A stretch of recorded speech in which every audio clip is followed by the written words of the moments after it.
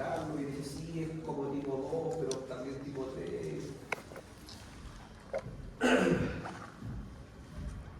Ya, insisto, yo creo que más todo para que entiendan que existe una diversidad tremenda de formas de clasificar, nomenclatura. Algunos pueden decir, no, sé que yo, escucha, me gusta más la clasificación que hace Postule y que se basa en la AO. ¿Ya? No, yo me baso en esta que es de la Asociación de Traumatología USA. No, yo esta clasificación me gusta más que la clasificación australiana.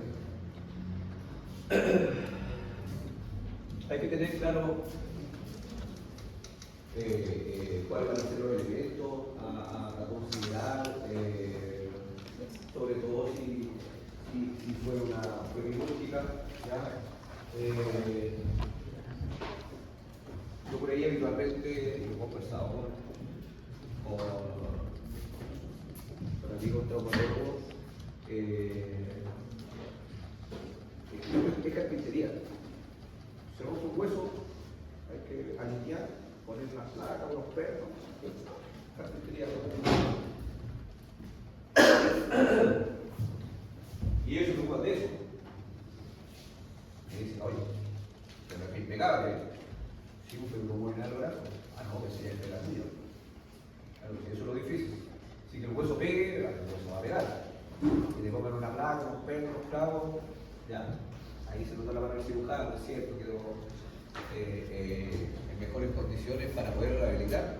Pero finalmente somos nosotros los que hacemos la pega sucia. Nosotros los que tenemos que lograr que mueva con dolor, con temor, con restricciones articulares, con pérdida de fuerza. Entonces la fractura lo más fácil es que el hueso pegue. Porque el hueso va a pegar, sí o sí. El tema es cómo pega. ¿Ya? El tema es cómo va de la mano, en consecuencia de todas estas disfunciones que nosotros precisamos en la evaluación. Obviamente depende mucho del paciente. ¿Ya? El paciente que tiene sufre quitosofobia y le pide que se saque la bolera y viene con seguido, le viene la esposa, la hija, que todos lo ayudan porque le duele mucho, pobrecito, se fractura la clavícula y que le toquen ahí porque le puede pasar algo. Y luego llega el otro con la fractura de clavícula y con su limitante igual se saca el chaleco. Obviamente el primer paciente nos va a demorar 6 meses en recuperarlo. El otro solo ya, no, el doctor dijo que empezara a mover y van a decirle, no necesita quine, siga haciendo ejercicio, no se recupera solo. ¿Ya? Entonces, siempre hay que tener el paciente los niveles de recuperación y los tipos de recuperación. ¿Ya?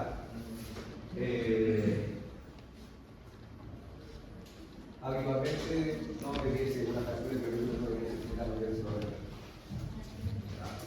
salvo que todos los factores sí, que se haya demorado mucho tiempo en asistir a quimioterapia, que no haya cooperado mucho. Recuerden que el paciente va 1 hora con nosotros.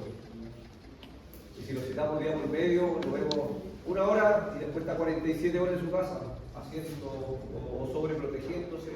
Entonces, nosotros trabajamos esa hora y logramos movilizar a duras penas, sufriendo y corriendo almohadas y tratando aguante y ganamos 5 grados. Se fue para su casa y estuvo 47 horas con su hombro ahí, que no se lo tocara porque le dolía. Llega la sesión siguiente, lo mismo, vamos a estar ahí luchando todo. No sirve. Ahora sí es responsabilidad nuestra convencernos de que tiene que moverse. ¿Ya? Como voy a lavarme las manos y decir, no sé, pues usted en la casa no hace nada. Yo acá hago lo que puedo y usted en su casa no coopera. No, yo tengo que convencerlo y explicarle y educarlo de que es necesario que haga ejercicio en casa y así. Entonces decíamos que podemos tener resoluciones quirúrgicas, el médico lo decide con clavos de Kirchner, con placas tradicionales, con pernos, tiene ahí cuenta, no sé cuánto hay, como 12, 13 pernos ahí. Otro tipo de clavo de Kirchner atravesando la clavícula. Y hoy en día existen estas placas especiales para la clavícula, les decía yo que vienen con esa forma de cetálica.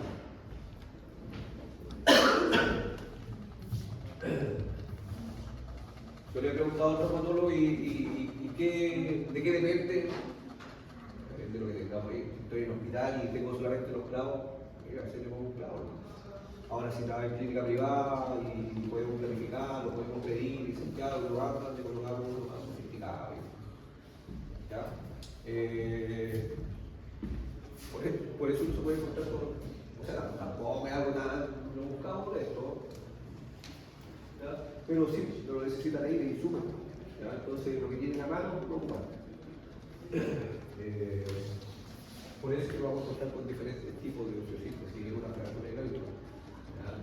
Lo importante es eso, que no abarque mucho, que no pasa a llevar porque por fricción a veces genera neuropatías. Entonces iba como, oye, no, si te lo que firme es en película, si no te puedes quejar. No puedes decir el trauma no solo. Mira, el hueso pegadito. Si lo pusiste movimientos pernos, jugar con un huevo solo. No sé, a eso estudiaste de 5 años. Entonces hay que trabajar ahí. Entonces mucho mejor un clavito.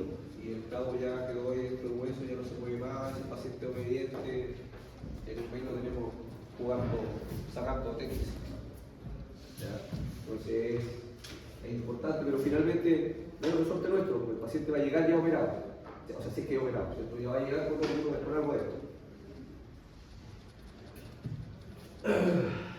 Y de ahí pasamos a la fractura de caudal. La fractura de caudal es mucho menos frecuente que la fractura de clavícula. Esto es un hueso plano. Parece que está acosado a la mamella costal, así que es raro que se fracture. Habitualmente cuando hablamos de fracturas en el cuerpo escapular, entendiéndose que quizá una fractura acromial por ahí o del coracoides también vendría siendo una fractura de escápula, ¿cierto? Pero la referencia a una fractura escapular probablemente tal hace referencia cuando es el cuerpo que está fracturado. No tiene resolución quirúrgica, periodo de movilización para que consolide, dependiendo que va a estar en su posición ahí con la varilla costal, reposo, ¿cierto? Necesario para que consolide, ¿ya? Por lo tanto, si este es un tratamiento o habitualmente es un tratamiento va a ser ortopédico. Insisto, alguien puede decir, profe, pero en una fractura de la glenoides se puede ocupar perno. Sí, y vendría siendo una fractura escapular, sí, tiene razón. Pero ahí hubo compromete de superficie articular, hablamos más ya de como nombre propio, fractura de la glenoides, fractura de la el mayor problema que podría generarse es el efecto capitular, ¿cierto? Y ya se lo he mencionado con anterioridad, la importancia que tiene eso en la función general del brazo. Nada de que hablábamos el otro día, el 2 es a 1. Si yo necesito mover mi húmero para llegar a 180 grados de abducción y la escápula está adherida porque el proceso de consolidación no fue incorrecto, perdió movilidad, claramente va a restringir y va a limitar el movimiento. ¿Ya? Entonces por ahí se pueden generar disfunciones asociadas que pueden ser incluso peor o más complejo que la fractura en sí. Entonces decíamos que fracturas de cuerpo, hay una forma de clasificarlo, la cual lo separa si fue del cuerpo, si fue de la cavidad glenoidea, si fue a nivel del cuello anatómico, si fue a nivel del acropio, si fue a nivel del coracoide. También una diversidad de clasificaciones. Una fractura escapular.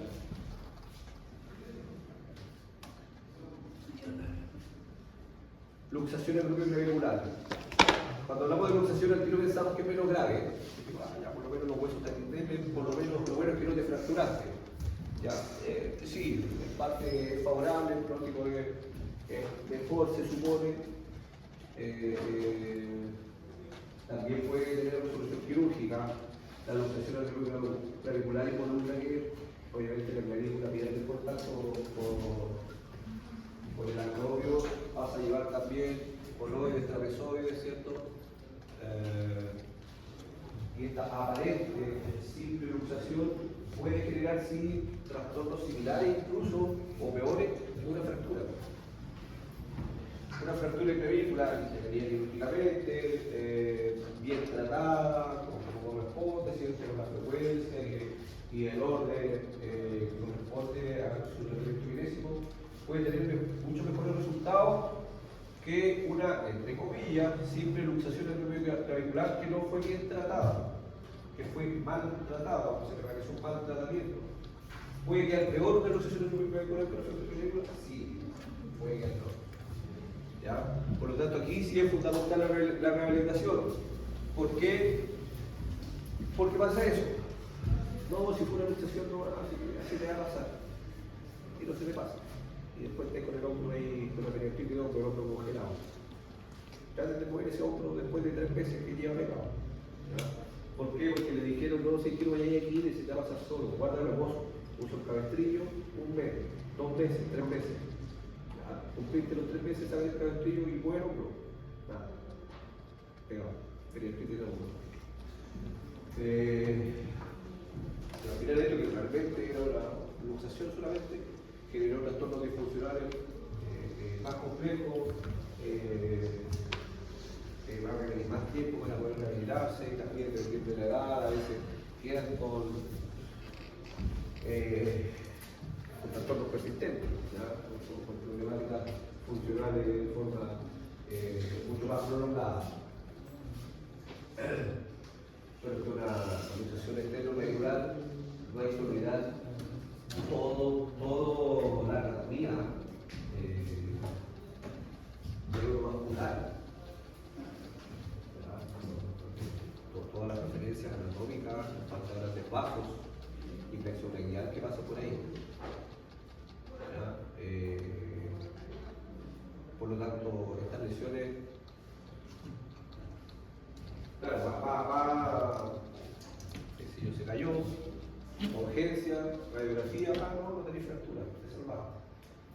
Y a veces era esto, y esto no se ve en la radiografía. Salvo que haya una luxación, ¿cierto? Y el hueso de medio. Muchas veces, para determinar que toman la radiografía de ambos hombros, y no necesariamente va a estar la clavícula por allá arriba luxada, no fracturada, luxada. A veces que se ven ambos similares. Entonces se hace una prueba, no sé si la imagenología, que con un peso. Pasa un peso, el peso, una mancuerna, el peso se lleva hacia abajo, ¿cierto? Y hace que esto se separe. No me acuerdo si es 5 milímetros o 1 centímetro es lo que se puede separar del corazón clavicular. En una radiografía. Y se observa una radiografía con peso, creo que es cuando pasa al centímetro. Hay que, o sea, que se rompieron los corazones claviculares ya y hay una intervención quirúrgica.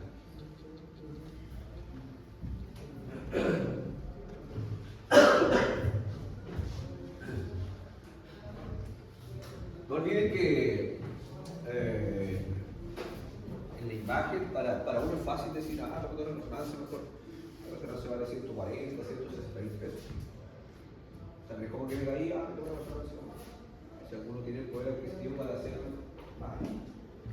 Pero el común de la gente no tiene esa, entonces, o vamos a tener solamente la radiografía.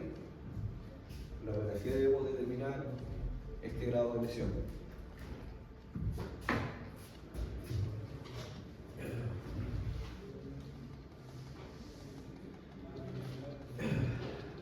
Y llegamos a la luxación de hombro. Cuando hablamos de la luxación de hombro, se entiende que el complejo de hombro son muchas articulaciones, ¿cierto? Pero cuando se diagnostica como luxación de hombro, hace referencia particularmente a la luxación glenohumeral. No sé si se alcanza a apreciar bien la imagen ahí, ¿cierto? Hay una asimetría evidente.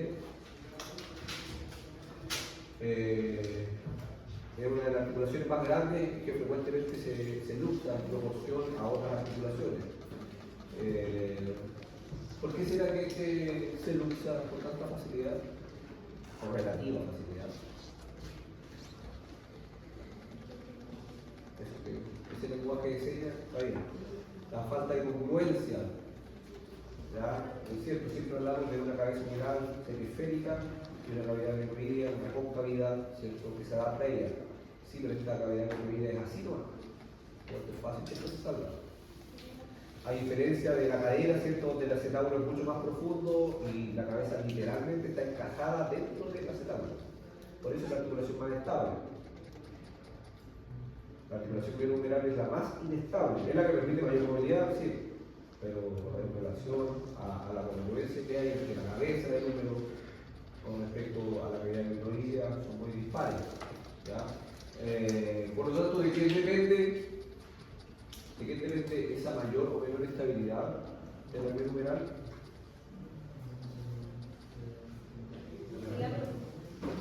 Ya, bien por ahí el labro, sí, el labro está ahí aguantando siempre. Y nosotros podemos trabajar sobre el labro cuando pasa un periodo de movilización y se rigidiza, ¿cierto? Se va fibrosando, sí, tenemos que flexibilizarlo. Pero, si no, ¿en qué trabajamos? Y no solamente los tendinoidales, pero sí toda la musculatura periarticular. Ustedes saben que el supraespinoso, ¿cuál es su función principal? Es elevar. ¿Esa es la función principal del supra? Ahí ven, aprendiendo lenguaje de señas. Eso significa coaptar. Esa es la función principal del supraespinoso. ¿Por qué? Porque esta cabeza humeral, si fuese solamente hueso, se saldría. Se caería, nuestro brazo se caería. Entonces, ¿qué mantiene esto abosado? Músculos coaptadores. Y dentro de eso, manguito rotador, los 4 músculos ahí. Y dentro de eso, por la disposición que tiene, principalmente el supraespinoso. El supraespinoso, antes de elevar, esto que nos enseñaron en anatomía 1, en biomecánica, antes de que comience con los primeros grados, antes del deltoide, lo primero que hace es coaptar. ¿Ya? Hay un concepto que creo que no se lo he mencionado que tiene que ver con la inhibición artrogénica. Se lo voy a repetir después muchas veces. La inhibición artrogénica habla de un proceso normal post-lesión. Cuando hubo una lesión, nuestro sistema nervioso central capta que se lesionó, X articulación, X segmento, y manda la orden para los músculos principales dejen de ejercer fuerza. Al realizar menos fuerza, ¿qué va a pasar con ese músculo? Que está preparado para trabajar. Si no trabaja, ¿qué pasa? Se empieza a atrofiar. Inhibición artrogénica, palabra simple, es atrofia por lesión o post-lesión. Lo más común, rodilla, ¿cuál es el músculo que se atrofia? Cuádriceps. Yo se lo digo a un paciente, te lesionaste el ligamento cruzado hace 2 semanas. Desde que te lesionaste, es como que agarraron un lápiz en tu cuádriceps y igual que un balón, igual que la pelota, se empieza a desinflar. Día, hora que pasa, se va desinflando, se va desinflando. Característico, entonces sabía que había tenido una lesión importante de rodilla, al mes, una asimetría tremenda, una cosa tremenda, comparativamente hablando entre la rodilla lesionada y el segmento contralateral. Inhibición artrogénica se da en todas las lesiones, en algunas es más evidente. Lesiones de hombro, deltoides, los escapulares, los interescapulares, los estabilizadores. Por lo tanto, la musculatura en general va perdiendo fuerza. Entonces se me usó la greno, hacer una reducción. Y tengo que ir aquí, no, voy a ir aquí, hacer un par de ejercicios. Los músculos se empiezan a perder fuerza. Entonces, ¿qué va a pasar? A la hora que quiera hacer algún movimiento brusco o un movimiento más exigente, se van a usar. ¿Por qué? Porque esos músculos fueron perdiendo fuerza. Sumado del labio, también el sentido de la silla, todos los elementos estabilizadores pasivos, sumado a la atrofia de los estabilizadores activos, hace que después que el primer evento esté muy propenso a que se vuelva a usar. Y después, otra vez, y otra vez. Y hay pacientes que están acostumbrados a hacer el examen al menos, ya vuelven a encajar solo. Pero ya eso no es normal. Puede estar en el momento, en la situación menos indicada y se le pasa a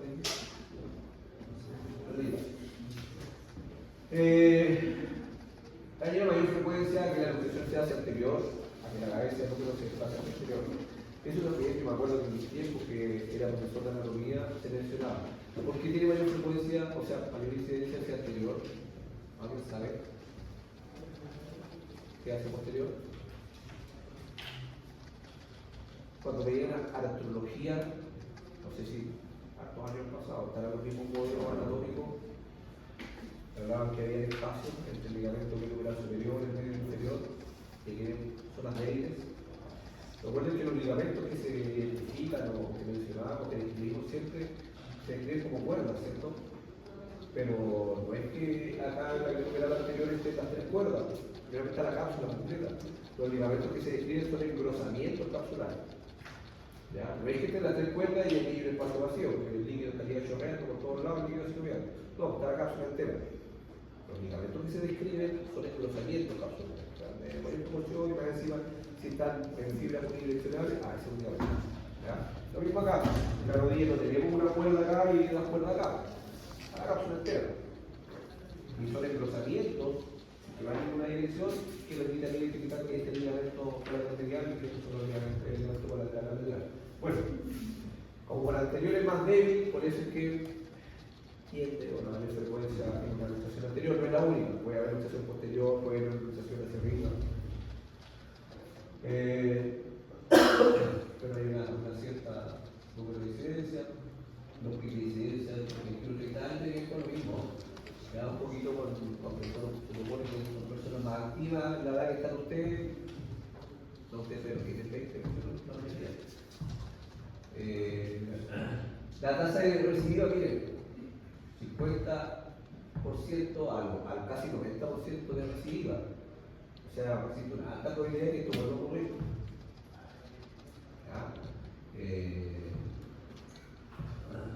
Bueno, la luxación inferior hacia arriba o hacia abajo son las menos frecuentes.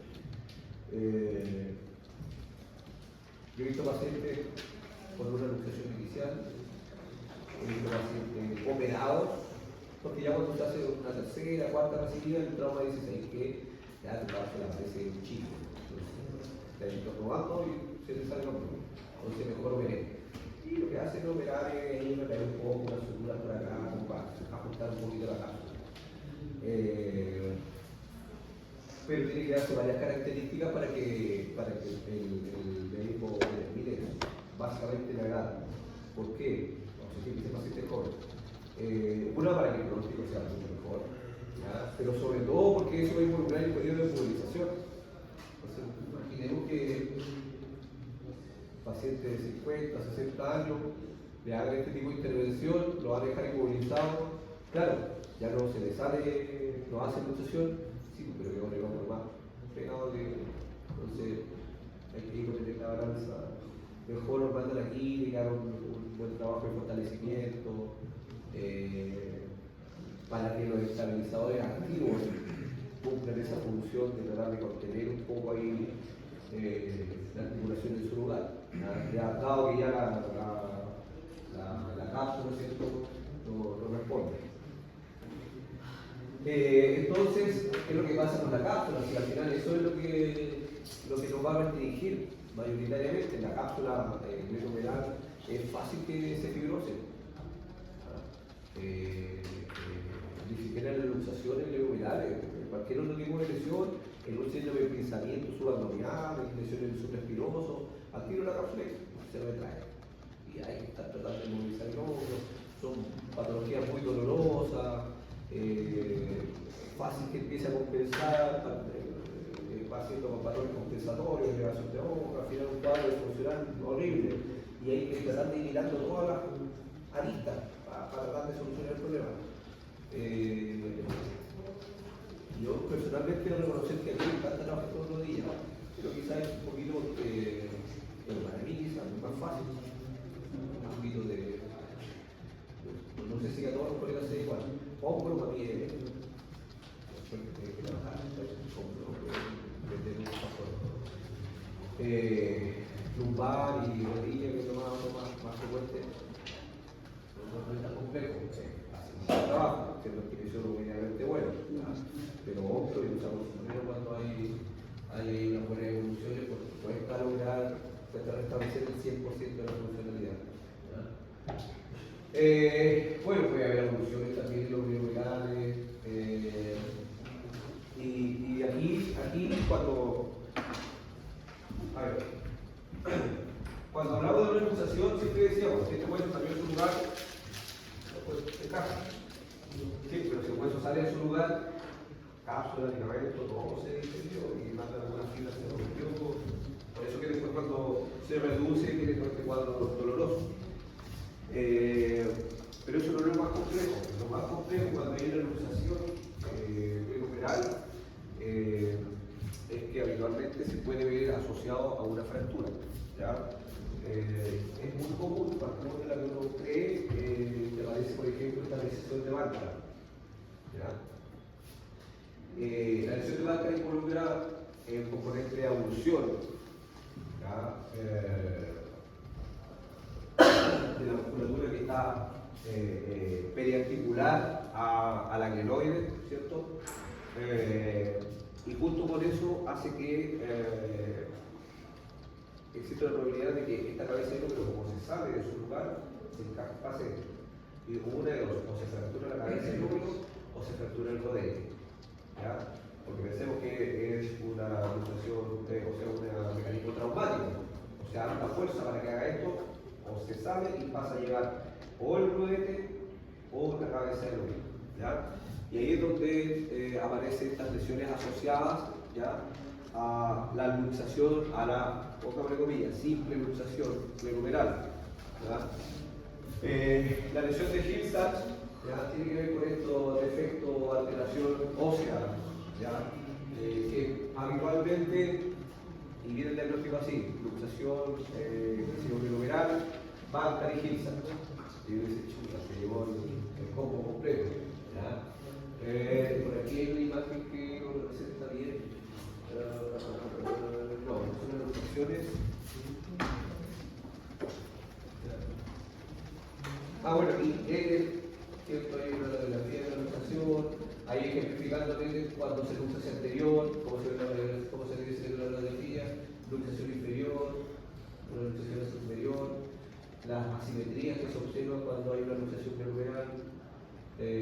Bueno, siempre hay que evaluar dermatoma, siempre hay que evaluar, hay que hacer una evaluación externo-sensitiva para ver si hubo algún compromiso del texto braquial. Aquí está, esta es la lesión que les decía yo. O sea, cuando la luxación hacia anterior, que es la más común, involucra en este caso una fractura de la cabeza umbilical.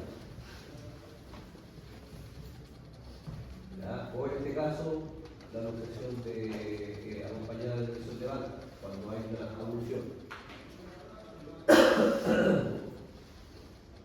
Y como ahí quedó una luxación posterior, cómo se encajó y cómo rompió la cabeza del número. Entonces, obviamente, todo esto tiene que hacer diferentes tipos de intervenciones, que también hay diferentes mecanismos. Ahí lo más común que hace es una reinserción. Hacen una autonomía, sacan una porción de ósea por el tendón y lo vuelven a reinsertar. Para que no quede de esta manera, lo sacan, porque lo vemos que se le sacan ahí. Lo aplican con un plano. Lesiones de Bancar y Hill-Sachs. Ahora, esto es una forma de clasificar, ¿ya? De también. Claro, uno puede hablar de las cuatro direcciones que el número se puede usar. Hacia anterior es más común, hacia posterior también una cierta frecuencia, hacia arriba es menos, hacia abajo menos. Pero, y obviamente no se va a salir el hueso en cuatro direcciones, no. Puede salirse en diagonal.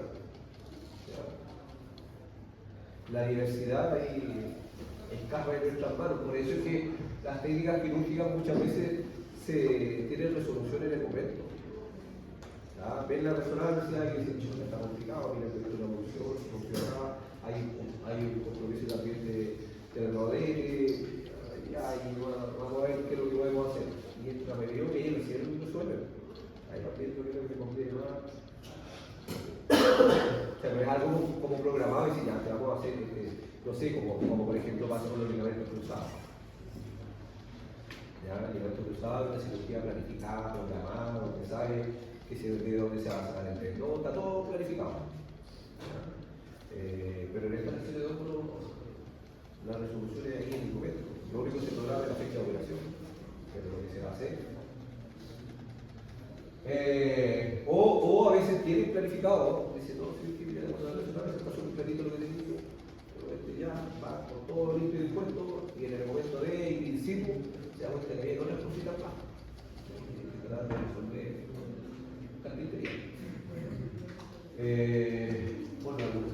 posteriores,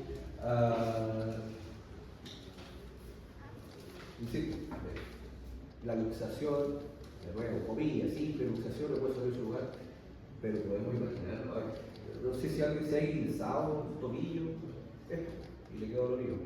Si alguien ha tenido una lesión más compleja, piensen cuánto duele un hombro con una luxación.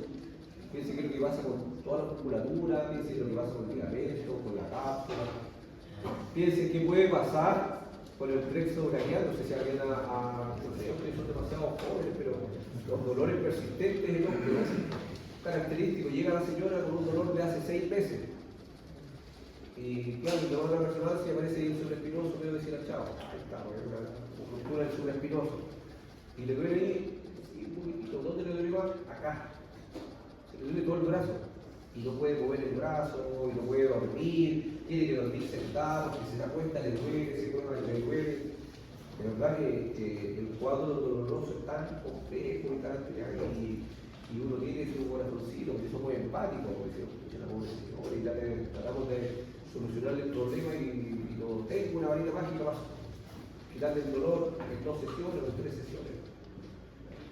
Se me dice, pucha, llevamos 5 sesiones y me ha bajado un poquito el dolor, sí, porque si llevo un año con el dolor, un año que voy aguantando, si quiere que en 5 días me haga así y me quite todos los dolores. Los cuadros disfuncionales se complejizan, ¿verdad? Entonces no es que le duele el supraespinoso, eso fue lo único que apareció en la resonancia. Pero sobre todo todos los dolores neuropáticos que se asocian. Por eso no le duele en un lugar específico. Claro, si ustedes palpan el tendón largo del bíceps, probablemente les va a decir así, oye, ahí me duele mucho. Ya, dice. Y si se va más abajo, también ahí me duele, ya, dice. Y por acá al lado, pues, y al final me duele todo. Y no es que esté exagerando, el comportamiento de ese cuadro es así. Dolores persistentes, antiguamente llamados dolores crónicos, ahora son dolores persistentes. Y lo podemos encontrar por esto. Muchas veces accidentes de alta energía, accidentes de tránsito o caídas importantes, de altura y instinto de supervivencia o de descentralización. Miren esta imagen. Miren cómo pasa ahí todo el paquete vascular nervioso por debajo de la axila. O sea, cualquiera de estas lesiones, ¿cómo puede comprometer el equilibrio? Entonces, claro, el trabajo dice, bueno, eso no tiene de nada, si está todo en su lugar, sí, pero esa luxación o esa fractura está consolidando, pero mira, si aquí uno espacio, ahí se ve bonita la imagen, pero no hay ningún espacio ahí libre, todos espacios virtuales, están todos abusados uno por otro. Entonces, evidentemente, si tiene cualquier irregularidad ósea, algo va a evitar. Recuerden que los nervios y los vasos también tienen los cables inertes ahí, tienen su recorrido, se movilizan. ¿Ya? Creo que fue el pasado, pero han escuchado las técnicas de neurodinamia. Neurodinamia tiene que ver con la movilización de los nervios. Los nervios pasan, se mueven dentro de máquinas. No es que esté el tipo ahí. Por lo tanto, si hay un nervio atrapado, está comprimido por musculatura, o por la fractura que generó alguna compresión, claramente va a generar un dolor neural. ¿Y saben cuál es el dolor neural más característico? Todos ustedes han tenido un dolor neural, me imagino. ¿Saben cuál es un ejemplo de un dolor de nervio? Ese es un golpe, sí, ese da como la cabeza corriente, un dolor. ¿Alguien sabe cuál es el dolor de nervio?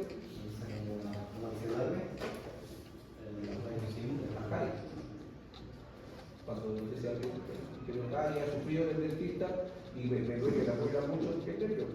Ese es el dolor neural, ese es el dolor del nervio. ¿Ya? Claro, si tenemos más complejo, la neural del trigemio, que también son dolores de muy alta intensidad. ¿Ya? Pero el más común, por siempre, yo también se lo ejemplifico así a los pacientes. Lo que usted está viendo acá, yo lo entiendo. Es un dolor neural, un dolor de nervio.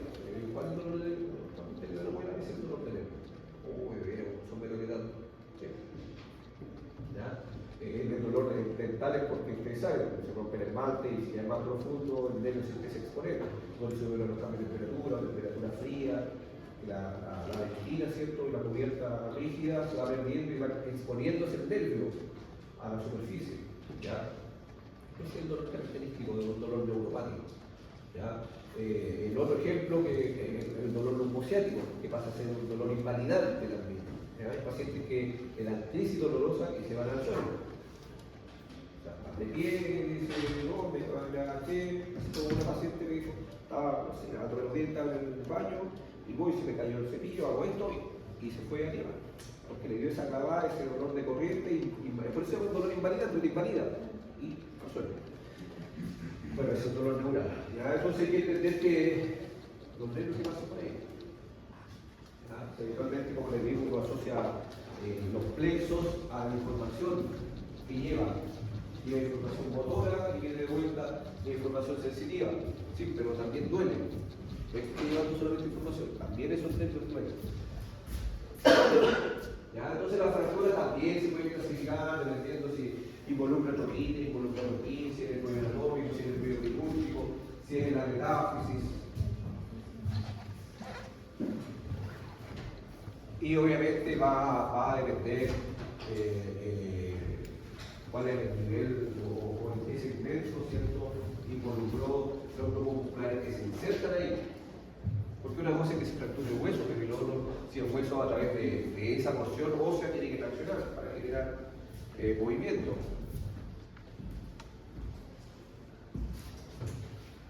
Te he repetido muchas veces, ¿cierto? Anatomía 1. Si no sé qué músculos se insertan ahí, cuidado que pueden saber qué músculo, qué funciones se van a ver afectadas en esa fractura. Se recuerda que la fractura de húmero va a tener resolución quirúrgica cuando se lo abra y no van a mandar aquí. Y el hueso tiene que pegar. Nosotros no vamos a influir en nada. ¿En qué vamos a influir nosotros? La resolución motora. ¿Qué músculos se ven involucrados?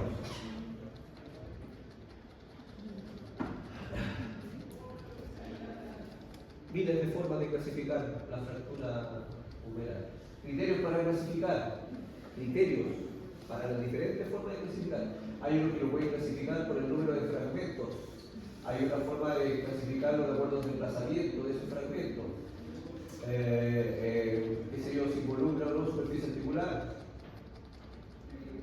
Lo podemos encontrar por este tipo de clasificación, lo podemos encontrar por otro tipo de clasificación. El más común, la clasificación del DER o el NIR.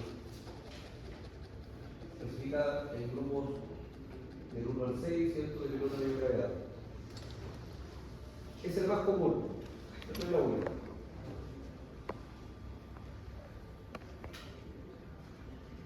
Si se fijan, a ver, ¿cuál es la diferencia que puede haber si que fue una del grupo 1 a si fue una del grupo 4?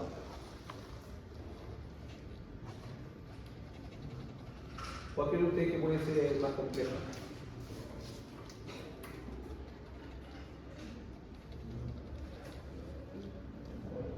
¿La 1 o la 4? ¿Por qué? ¿Por qué?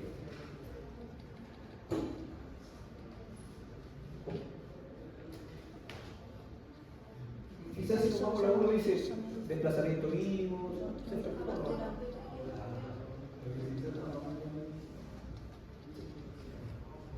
blanquito rotador. O sea, 3 músculos de blanquito rotador llegan ahí en la periferia o la cercanía del troquillo, es nervioso. Entonces, evidentemente, si esa fractura menor, puede que sea una fractura menor, pero al conjunto del troquillo, claramente, desde el punto de vista funcional, va a afectar esos músculos que llegan ahí.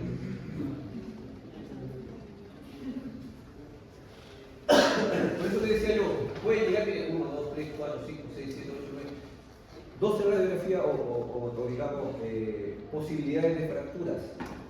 Y la orden médica con la que trabajamos en el taller dice solamente fractura de húmero. La de húmero, nada más. Hay que tener una radiografía, porque hay 1.000.000 de posibilidades de fracturas. Ya lleva una radiografía y vemos que, qué sé yo, qué es esta. ¿De qué me sirve saber que la radiografía indica que es este tipo de fractura o es este? Saber qué músculos se insertan ahí, saber qué músculos se van a ver más comprometidos que otros. porque claramente, lo que lo hemos dicho muchas veces, desde el punto de vista disfuncional, se va a pensar todo. Algo así, profe, pero dice que no tiene nada que ver, pasa por ahí, no se inserta ahí, sí, pero está una relación directa anatómica, va a haber afectado igual. Y el braquial anterior, nada que ver, el braquial anterior parte de abajo del número, sí, pero la disfunción de hombro le va a afectar igual, algunos en mayor o menor medida. Evidentemente uno podría asumir o podría suponer que en los músculos o el músculo que está inserto precisamente en el foco de fractura se va a ver más comprometido. O sea, hay que esperar que cicatrice, hay que esperar que consolide ese hueso para recién comenzar a reaccionar. ¿Se imaginan si yo no sé eso y asumamos que el traumatólogo ahí se dio el trabajo y le escribió fractura de troquina? Yo no tengo ni idea qué músculos se insertan ahí y métale que hay que recuperar la función porque si no ese hombro se le va a regar. Se le va a riesgo, se le va a regar eso, pero si vamos y estoy ahí. Lo va a consumir azúcar.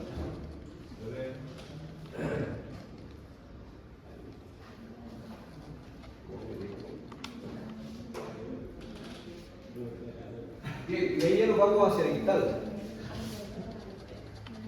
Fractura de húmero, fractura de codo. La fractura de húmero, la diáfisis es lo mismo. El ejemplo que te di en esta tabla, que la quebramos y la tengo de clasificar en algo, que parezca algo, pero en el húmero, al ser un hueso largo, existen diversas formas de la diáfisis, de restablecer, quirúrgicamente hablando. Una fractura de húmero, que con un hueso largo, grande, necesita osteogenesis.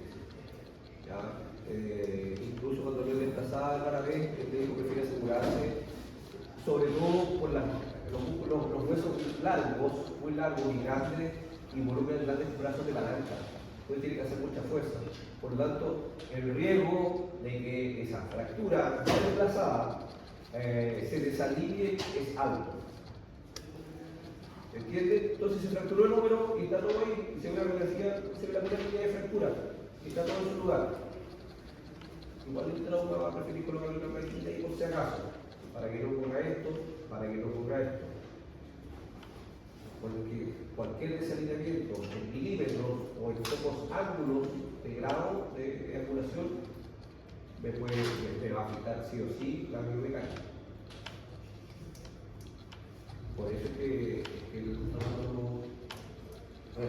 la fractura desplazada no hay razón, pero siempre va a tener arriba una placa de presión. O en algunos casos un clavo endomedular.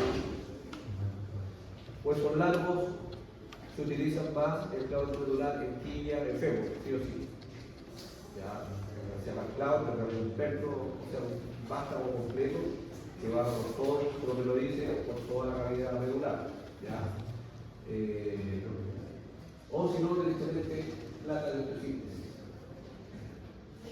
La fractura artificial de húmero como esto, y además inmovilización. La inmovilización se entiende que siempre va a abarcar todo. No existe un yeso inmovilizador que abarque hombro. Existían antiguamente que tomaban hasta más sesión, pero era un poco práctico. ¿Ya? Bien, diapositiva número 24 de 50.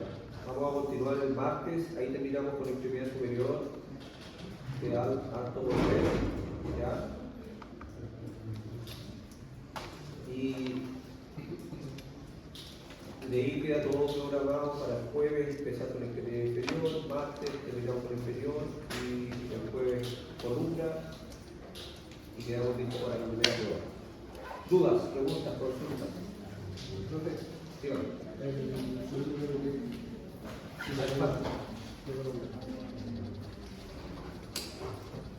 Muchachos, ¿está la lista por ahí?